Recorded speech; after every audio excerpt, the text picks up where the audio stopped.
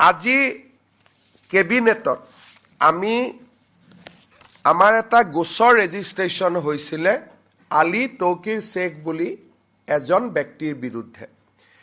আজি আমাৰ কেবিনেটত এই সংক্ৰান্তত যি SIT গঠন কৰা হৈছিল তাৰ ওপৰত আজি আমাৰ অনানুষ্ঠানিক আলোচনা হয়।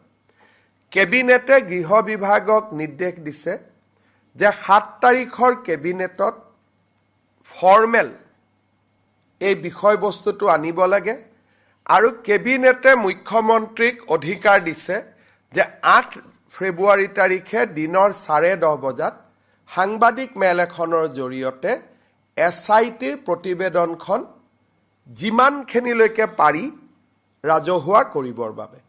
7 তাৰিখে গধূলি কেবিনেটত আমাৰ কেবিনেটত দুটা সিস্টেম আছে। প্ৰথমতে আমি ইনফৰ্মেলি পাতি লওঁ আৰু কোনটো লাইনত কেবিনেট মেমৰেণ্ডাম আহিব লাগে আমি ডিপাৰ্টমেণ্টক নিৰ্দেশ দিওঁ। 7 তাৰিখে গৃহ আৰু ৰাজনৈতিক বিভাগে কেবিনেট মেমৰেণ্ডামখন আনুষ্ঠানিকভাৱে আনিব।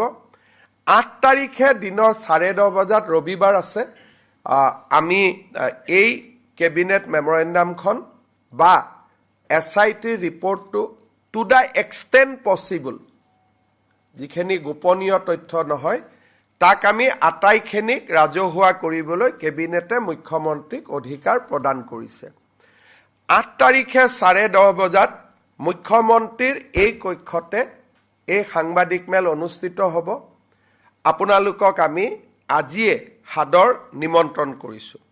লগতে যিখিনি নেশ্যনেল প্ৰেছ আছে তেওঁলোকে যদি দিল্লীৰ পৰাও কোনোবা সাংবাদিক আহে বা আমাক আগতীয়াকৈ জনায় আমি তেওঁলোকৰ কাৰণেও যিখিনি এটা নৰ্মেল যিখিনি ব্যৱস্থা কৰিব লাগে অহাৰ পাছ দিয়া সোমোৱা যিখিনি কৰিব লাগে সেইখিনি আমি ফেচিলিটেট কৰি দিম।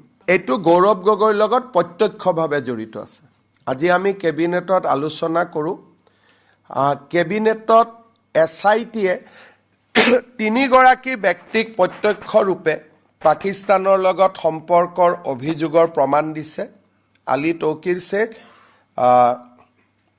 সংসদগৰাকীৰ পত্নী এলিজাবেথ গগৈ আৰু গৌৰৱ গগৈ 3 গৰাকীৰ বিৰুদ্ধে প্ৰত্যক্ষ প্ৰমাণৰ আজি কেবিনেটত প্ৰেজেণ্টেশ্যন দিয়ে। এটলিষ্ট আমাৰ কেবিনেট মন্ত্ৰীসকলে প্ৰেজেণ্টেশ্যনটো পাই যথেষ্ট আচৰিত হৈছে। আজি আমি ক'ব খোজা